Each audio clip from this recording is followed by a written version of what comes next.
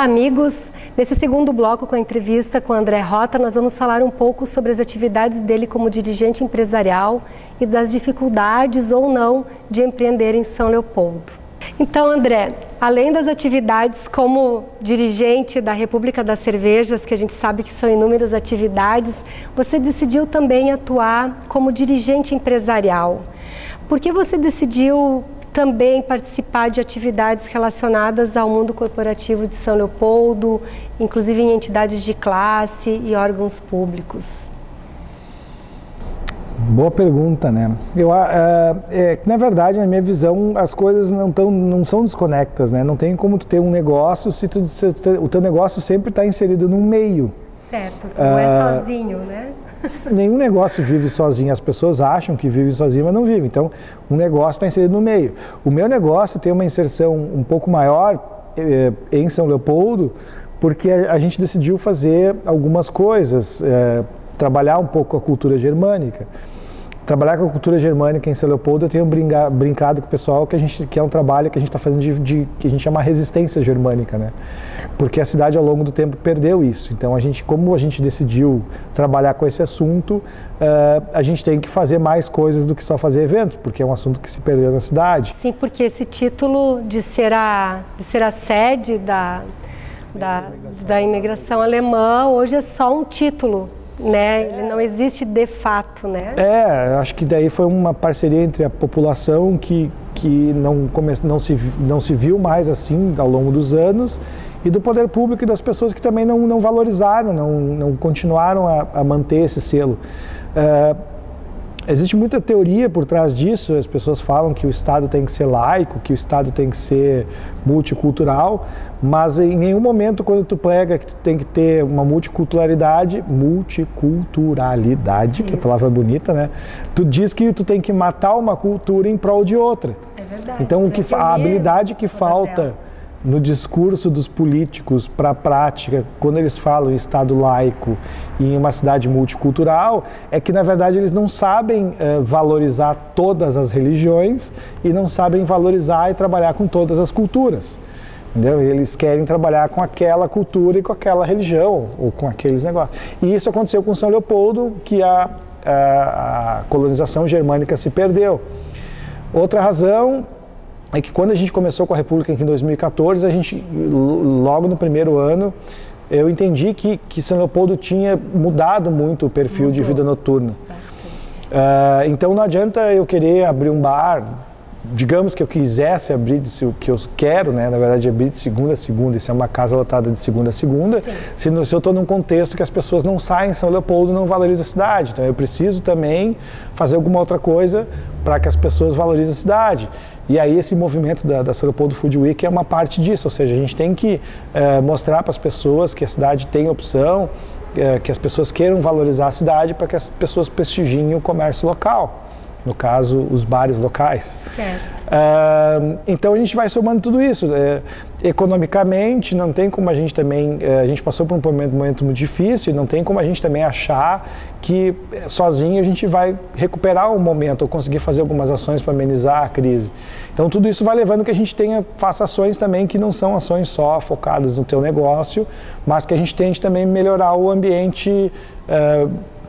que não é um ambiente macroeconômico, mas pelo menos criar um ambiente mais positivo, porque o meu negócio está muito ligado a um ambiente positivo. Ninguém vai sair de casa para beber se não está bem, se não tem um dinheiro sobrando, se não está com uma condição de poder comemorar alguma coisa. É muito difícil as pessoas saírem porque estão arrasadas, né? Essa história que a gente sai para beber quando a gente está mal é lenda. As pessoas só saem quando estão bem.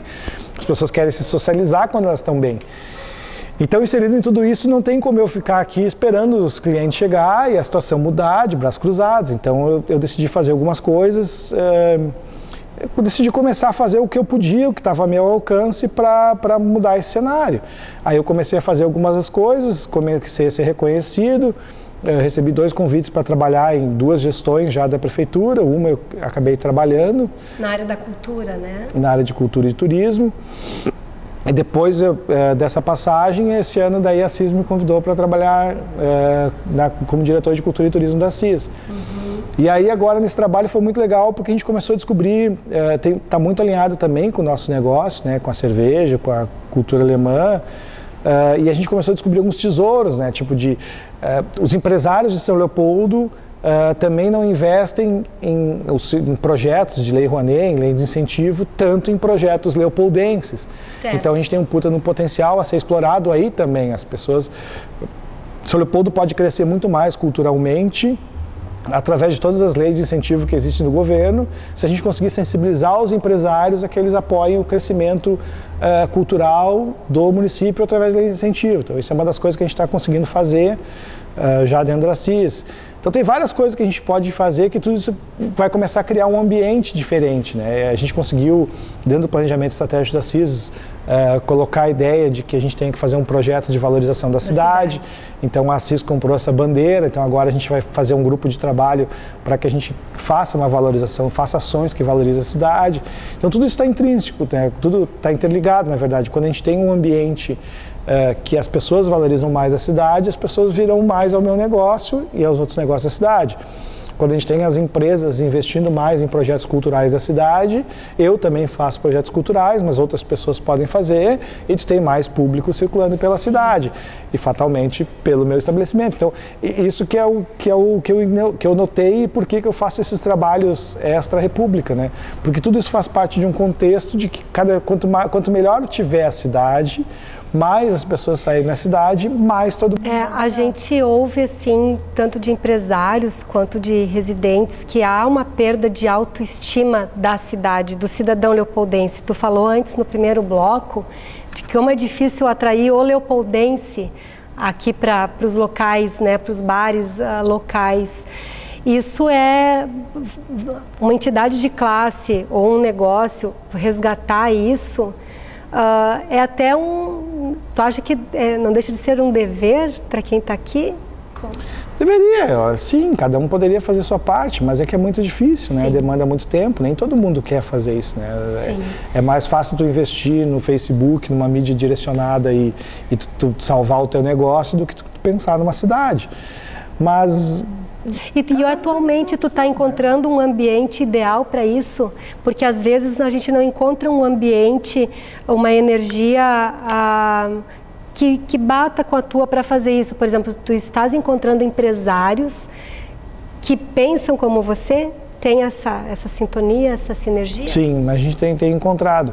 É que tudo isso também faz parte desse, acho, na minha visão, desse processo da autoestima que tu falou, né? Pessoas também que querem fazer mais, tudo bem que não são muitas, sim, acabaram também se perdendo porque tentaram fazer, muitas vezes sozinhos, e não conseguiram. Então, se se tu, se outras pessoas começam um movimento de, não, vamos lá, vamos fazer, outras pessoas também querem fazer. Uhum. E aí essas pessoas vão fazer porque estão inseridas num contexto, né? Então, tu acaba começando a gerar um contexto positivo em que mais pessoas se ajudam, que pessoas fazem. E o grande objetivo daí que eu tenho falado na diretoria da CIS, se a gente conseguir fazer algumas coisas e implementar algumas ações, porque a partir do momento que a gente tem um coletivo que faz uma ação e implementam essa ação, tu motiva outras pessoas a entrarem para o coletivo e fazer outras ações. Então a nossa gestão começou agora na CIS, em janeiro, né? Mas a gente quer ver se até maio, junho, a gente já tem alguma ação em andamento, para que a gente comece a fortalecer esse coletivo, né? Sim, eu li que você andou movimentando também o pessoal da hotelaria dentro deste projeto, dentro desta iniciativa de trabalhar os eventos da cidade de maneira coletiva. Restaurantes, o que a gente está fazendo, o que eu estou fazendo na diretoria é tentar ouvir todos os associados do setor de turismo e entender as demandas deles. Mas e conscientizá-los, né? Porque na verdade eles, assim como eu, dependem do turismo, né? Dependem de um ambiente positivo. Então, eles deveriam ser as primeiras pessoas que deveriam erguer uma bandeira de querer mudar, de querer fazer alguma coisa. Os hotéis vivem de uma hospedagem que é um turista, seja turismo de negócio, turismo religioso, né? Então, eles precisam do turismo também. Então, a tentativa é que essas pessoas que estão ligadas ao setor de turismo também entrem nesse movimento de mudança do perfil de um cenário para um cenário mais otimista da cidade. Que as pessoas também não entendem as pessoas acham que turismo também é só o turista que vem, né? E que São Leopoldo não é uma cidade turística porque não recebe turistas. Isso é uma grande mentira, né? É verdade. Porque o setor turístico... A questão do Padre Réus, né? A Romaria do Padre Réus. Vamos por parte. Exemplo. Primeira parte, São Leopoldo recebe muitos turistas e ninguém sabe. O maior captador de turismo em São Leopoldo é o turismo religioso, que é o Padre Réus. Certo. Que de hoje, meia-noite, até amanhã, 5 da tarde, passarão mais de 60 mil pessoas. E ao longo do ano, o seminário recebe mais de 1 milhão de visitantes.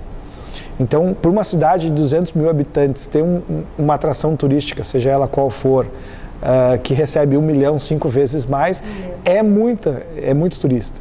Mas além disso, de ter já alguns tesouros, como por exemplo o Padre Réus inserido na cidade, o outro fato que a gente precisa entender é que assim, o setor de turismo não engloba só o turista. E, na verdade, o setor de turismo engloba todas as atividades que devem receber o turista. Na verdade, e quando tu fala cadeia, em cadeia, um complexo e quando tu fala em cadeia e em atividades, tu passa do ônibus, que o turista pode pegar um ônibus, tu passa pelo táxi, tu passa pelo restaurante, tu passa pelo hotel. Pelas próprias lojas, porque um turista sempre vai comprar um souvenir, sempre vai precisar de uma roupa, de um livro. Então, esse setor também já existe em São Leopoldo, também gera empregos já hoje, e esse setor não se vê como um setor turístico. Esse também é um problema. Sim, então esse que é um trabalho que a gente está fazendo. Da autoestima desse histórico. O pessoal só se vê como serviço, servindo almoço ou transportando passageiro e não se vê como um potencial turístico. Então esse é um trabalho também que a gente está fazendo na CIS de tentar sensibilizar essas pessoas que elas são do turismo e que elas fazem parte desse cenário, que poderiam fazer alguma coisa para mudar esse cenário. Para concluir a nossa entrevista, André, na tua opinião, quais são as maiores dificuldades para se empreender em São Leopoldo, ou do teu negócio, ou de maneira geral? O que nós poderíamos melhorar o ambiente da cidade para os empreendedores? As dificuldades que a gente tem em São Leopoldo são as mesmas que a gente tem em todo o Brasil, né? O cenário, a burocracia e o cenário não ajudam o empreendedor. A pessoa que quer empreender, eu brinco sempre quando eu falo, né, que o empreendedor, na verdade, também não deixa de ser um pai, né? Então, se o pai começar a ficar pensando, eu quero ter um filho, não, mas para aí, deixa eu ver, eu vou ter um filho, mas eu tenho que pagar a faculdade, eu tenho que educar, não, mas depois, quando ele virar adolescente, ele vai me incomodar. Se tu pensa muito, tu não tem filho. E o empreendedor também é assim, né? Se a gente começar a pensar todas as burocracias que fazem parte do nosso negócio, tu não abre o negócio. Então, tu tem que abrir. Então, assim, claro que a burocracia emperra tudo de maneira geral, mas eu acho que o que São Leopoldo deveria melhorar é que São Leopoldo não consegue fazer a estrutura burocrática funcionar. Sim. Então, tu tem um problema de burocracia e tu não tem mão de obra suficiente para fazer com que aquela burocracia funcione. E aí piora, porque tu tem uma burocracia e tu tem um setor que não faz aquela burocracia funcionar, né? E aí tudo fica parado, porque tu faz a papelada e a papelada não anda, porque falta uma pessoa para analisar a papelada. E isso independe do tamanho do empreendimento. Vale tanto para quem quer abrir uma loja no bairro, quanto quer abrir uma fábrica que vai empregar centenas de pessoas. Então, o que o poder público deveria fazer é eliminar a burocracia. Tudo bem, não consegue eliminar a burocracia, então faça com que consiga que a burocracia funcione, né? Faça que a pessoa entregue todos os papéis num dia, no dia seguinte ela analisa, no outro dia dá a resposta, pronto. Né? Eu não me importo de entregar um book com 500 mil folhas, não é? Tudo bem, faz parte do sistema. Já que não dá para melhorar, tá bom, não dá. Mas recebe as 500 folhas, analisa e me dá uma resposta. Certo. Então, aí, senão não funciona, né? Então esse é o recado para os nossos governantes. E para finalizar, vamos fazer um tintim com essa cerveja maravilhosa produzida aqui na República. Olha o merchan gratuito aí. Saúde, André. Saúde. Muito sucesso.